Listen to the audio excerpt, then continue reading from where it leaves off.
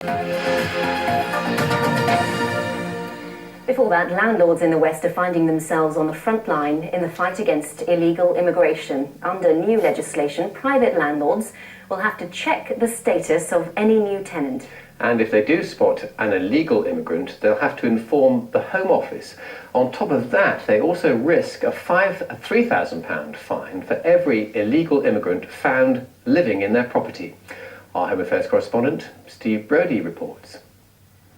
When someone wants somewhere to live, they will now have to prove to their landlord that they have the right to rent, and they are not an illegal immigrant. The one bed in Horizon? Okay, yeah, no problem. Just take a seat. So, are you working at the moment? Yes. Under the law, landlords will not only have to check IDs, but if they suspect someone is an illegal immigrant, they're expected to inform the Home Office.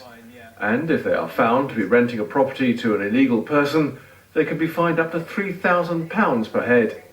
Potential tenants' details will have to be sent to the government for more checking and storage.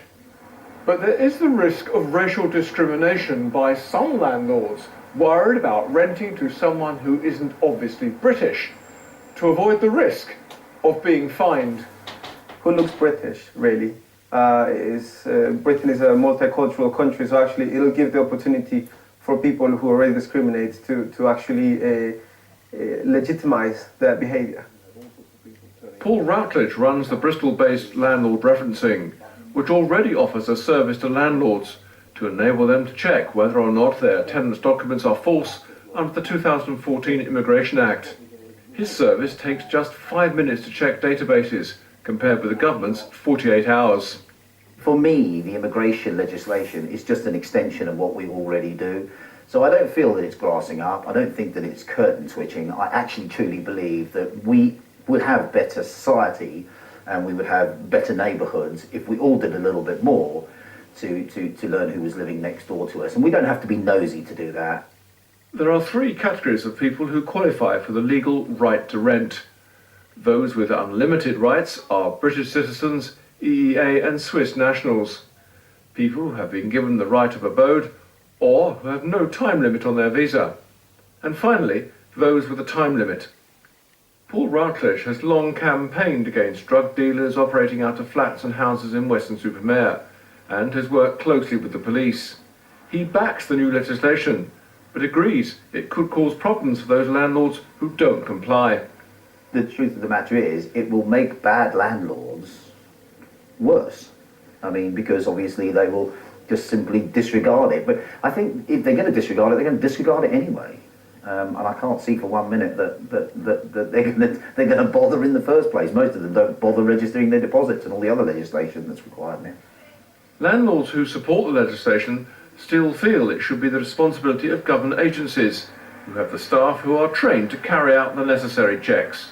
Steve Brodie, BBC Points West, Bristol.